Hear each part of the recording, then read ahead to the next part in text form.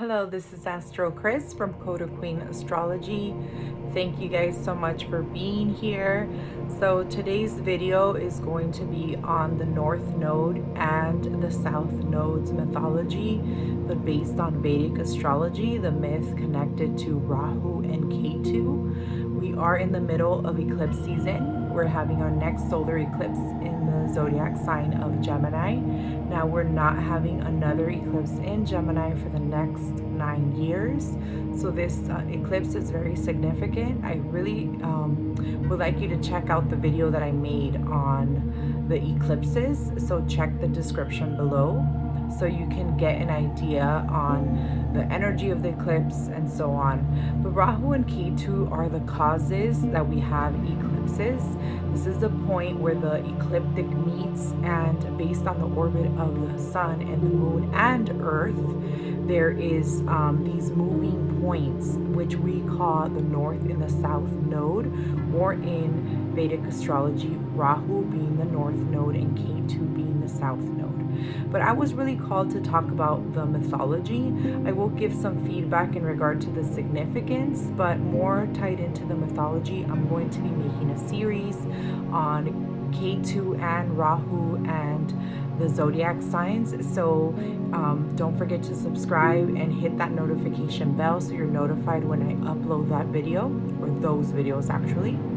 So in regard to the mythology that I'm going to share, I really feel that it was super significant in my studies when I was learning about the meaning of the North Node and the South Node, because it gave me such a deep perspective on how to analyze these points in my chart.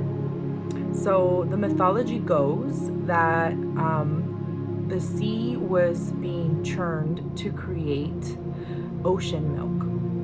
And this task was something that the gods were doing on their own. And this was decided to be done after a very terrible and horrible, painful war. So the gods decided they only wanted good in the universe.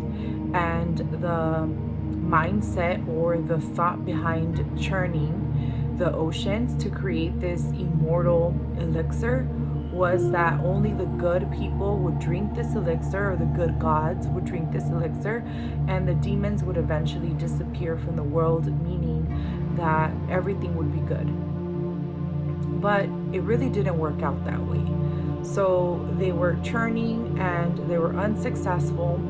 A lot of things came out of this churning. There's a goddess that was born through this churning and other abundant things, but we're not going to talk about that now. I'll make a video of that as well. But the main thing that happened was this immortality elixir, but it couldn't happen without the help of the demons. Now, this is where we connect that energy of light and dark, negative and positive, yin and yang, right? Masculine and feminine. So the gods required the demons, which we can say were negative or bad, to assist them. But really, just listening to that already calls to attention that they required, meaning the gods that were good, required the assistance of bad so they can balance out and work together. Wow, right?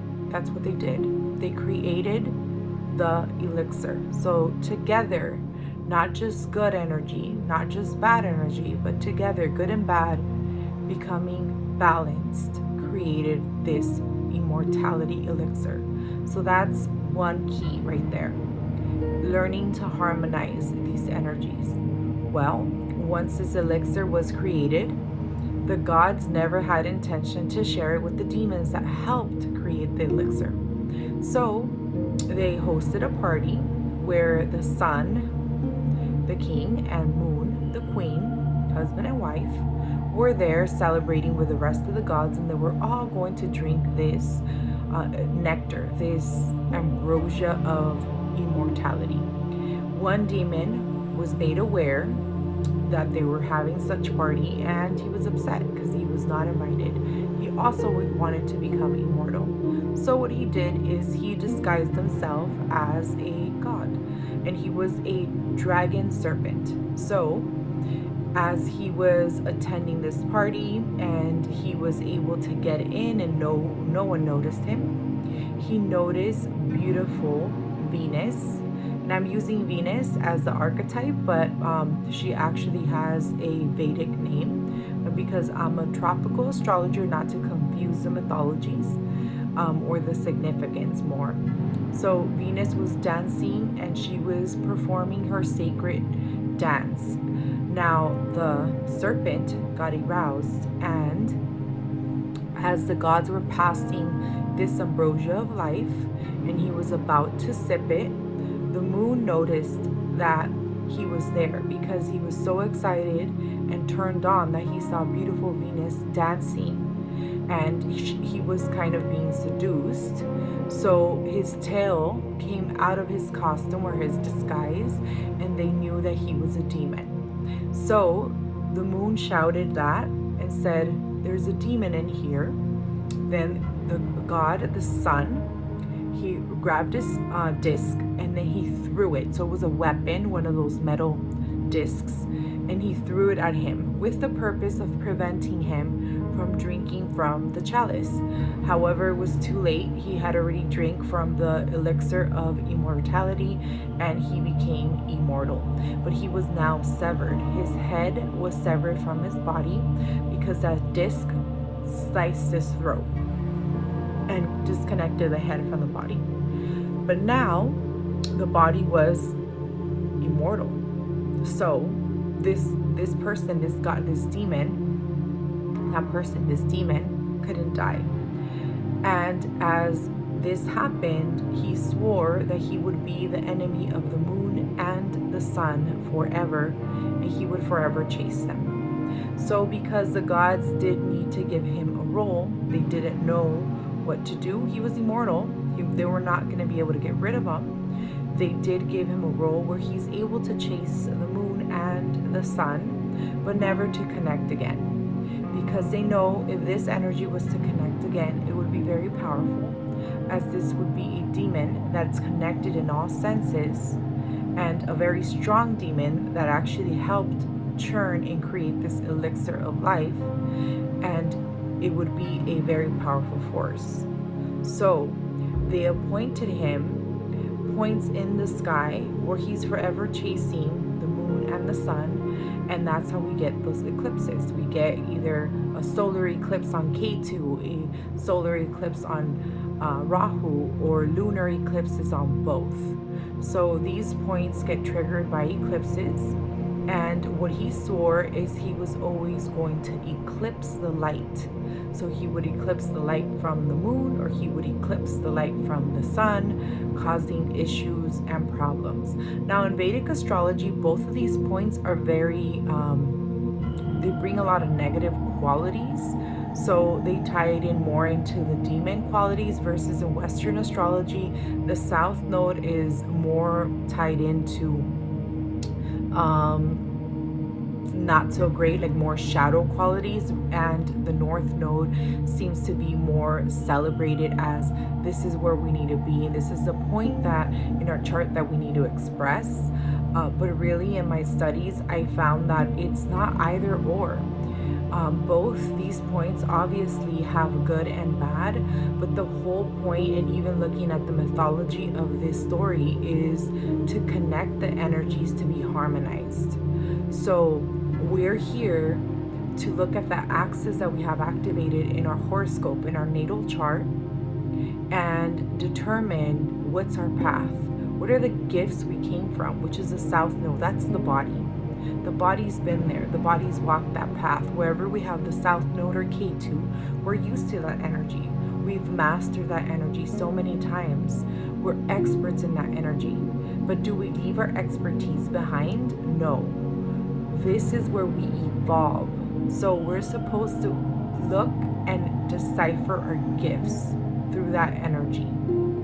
And from there, reach to connect the head, which is the North Node. This is something that we're not able to do until we're later, like older in life. If you achieve these points earlier in your life, you tend to pass away earlier, because you ultimately achieved your life mission. So the earlier you achieve these points, the earlier you can pass, and that's the like rationale behind it, because we're always working on these houses. We never really seem to master them 100%. It's a cycle that we live a lot of the early years in the South Node, and then from there we bounce back to the North Node and we develop some of those qualities, and we go back to the South, and we're going back and forth until we're older and we really feel comfortable in both energies, and that's when we're learning to master. That's when we're connecting the dragon, we're connecting the head to the body. Now the head has an unquenchable thirst, and that's Rahu, because it's a head that doesn't have a body. So it's not getting signals from the body, I'm full. It's not connected to the body, so it's not able to give the body what it's need. It's just never-ending quench thirst. So wherever we have Rahu or the North Node, that's a house where we're kind of overindulgent, where we just want to like learn, take and experience, and it's not necessarily digest, right? So we're experiencing, but we're not really processing what's happening. Where we do the processing is the house that has the South Node. But the South Node can also have negative qualities, like disconnecting from the world and not necessarily wanting to live in this material world, seeking moksha or liberation. So that house where we have the South Node sometimes can be difficult. It's going to be even more difficult if we don't evolve. So when we're in the shadow side of the South Node, it's hard to evolve and look at things from a different perspective, which would be the North Node house. And it's not to leave the qualities we know behind, it's to incorporate them together. So you have to really meditate and really ask, what is this energy trying to tell me? What is this trying to communicate to me? An example, right now we have the transiting nodes in the sign of Gemini and in the sign of Sagittarius, which are considered exalted in Western astrology. And that's because Rahu is, again, energy that likes to take, do. And because of Gemini's curiosity, it functions really well in this sign. It likes to learn. It's just like here, there, this, that, very mutable, which we know Gemini people tend to have this thirst for knowledge and curiosity. Now, on the other end, we have the South Node in the sign of Sagittarius, which is also a very learned sign, and it's also an energy of collecting wisdom. However, when it's unbalanced, it's like, I don't need to learn anything else. I know everything there is to learn. So the example here would be to get away from that. There's always learning. Why? Because we're always evolving. The collective unconscious evolves. The eras are not the same. We weren't born in an era where we had, just say, we use vehicle. Instead of using a vehicle, we're using a horse for transportation. So if we say, I know how to ride a horse, those skills really don't transfer to I know how to drive a vehicle. So we're always learning, but typically wherever we have that South Node, we kind of feel like we mastered. So yeah, you might have been a badass horse rider, but now you need to be a badass driver, because it's not going to be the same. And both these vehicles are taking you, they're directing you somewhere, right? They're taking you somewhere, transporting you, but not necessarily in the same method. And that's how we evolve. So that was just a little explanation in a nutshell. Again, I was called to make this video. I really love the mythology behind Rahu and Ketu explained the Vedic way, because it made so much sense how we have to balance the energies. I wanted to thank you guys for being here. If you like this video, don't forget to subscribe, hit that notification bell. Let me know what sign your nodes are, because I am starting that series. So don't forget to hit that bell so you'll be notified when I upload it. And if you're catching this on my IGTV, thank you so much. I go live every Wednesday or Thursday. I post it on my feed where I host Ask the Astrologer segment. I also go live on Clubhouse, where I host rooms in the Astrology and Esoterica Club and the Astrology Club. Thank you so much. Lots of love. Take care.